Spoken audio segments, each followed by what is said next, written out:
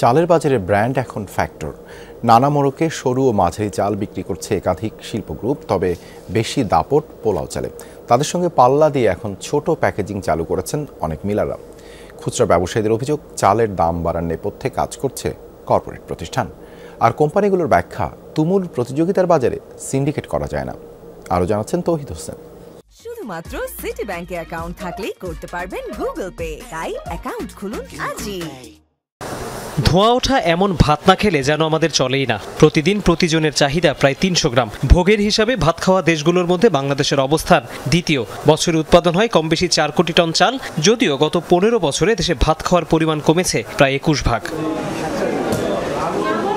ভোগ কমার পেছনে মূল কারণ খাদ্যাভ্যাসে পরিবর্তন, তবে বাদ দেয়া যাবে না চালের দাম বাড়ার প্রবণতাকে। বিপদের শুরু ২০০৭-এ। তখন আন্তর্জাতিক বাজারে চালের দাম ব্যাপক বাড়ে। বাম্পার ফলনের পরও বাড়তি টাকা গুনতে হয় সবাইকে। পরে বিশ্ববাজার স্বাভাবিক হলেও দেশের চিত্র বদলায়নি। তখন কৃত্রিম মজুদের অভিযোগ উঠত মিলারদের বিরুদ্ধে। এরপর অত্যাধুনিক অটো রাইস মিল, বড় বিনিয়োগ আর নিজস্ব নেটওয়ার্কের জোরে চালের বাজারে বড় অংশ দখল করে নেয় কর্পোরেটরা। প্রিমিয়াম ও স্ট্যান্ডার্ড দাবি তুলে খুচরা বাজারে দাপট তৈরি হয় তাদের। মিলারদের সাথে চুক্তিভিত্তিক ব্যবসাতেও নামে অনেকে। এখন ছোট প্যাকেটের পরিধি কমিয়ে বড় বস্তাতেও চাল বিক্রি করছে একাধিক শিল্প গ্রুপ। গোয়েন্দাভাবে এদেরকে ভালো করে তদন্ত করে দেখার, এক এক কোম্পানি বছরে কত টন ধান কিনা হয়, সে উৎপাদন কত ডেলি বলে, বছরে কত লাগে, সে তো ১ বছর ধান কিনে নেয়। তাহলে কেন ভাড়া কোম্পানি যখন ছিল না তখন কিন্তু মেইলেরা দাম এত হাহাকার বাড়ে না।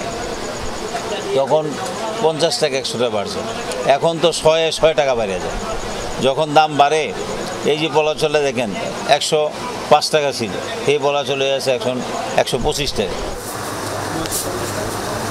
সুদৃশ্য প্যাকেটে কর্পোরেট কোম্পানির চাল যেই দামে বিক্রি হয়, তার সঙ্গে প্রচলিত খোলা পণ্যের দামের ব্যবধান প্রায় ১০ টাকা। পোলাও চালের ক্ষেত্রে ফারাক ৩০ টাকা পর্যন্ত। কোম্পানিগুলোর দাবি, চালের বাজারে ব্যাপক প্রতিযোগিতা, তাদের ব্যবসা স্থির হয়ে আছে অতি ক্ষুদ্র অংশের কাছে। অ্যাভারেজ ইল্ড চালের মাত্র 4.2 মেট্রিক টন পার হেক্টরে, যেটা আপনার ভিয়েতনামে হচ্ছে ৭ টন ৮ টন, চায়নাতে আরও বেশি।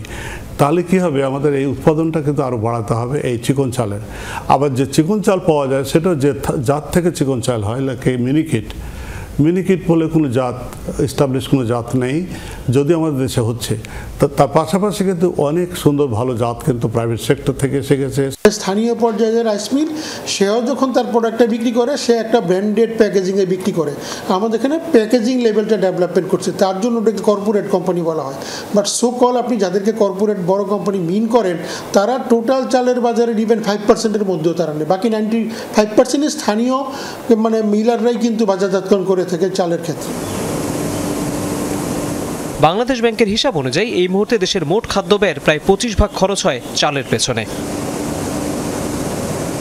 তৌহিদ হোসেন, যমুনা নিউজ, ঢাকা।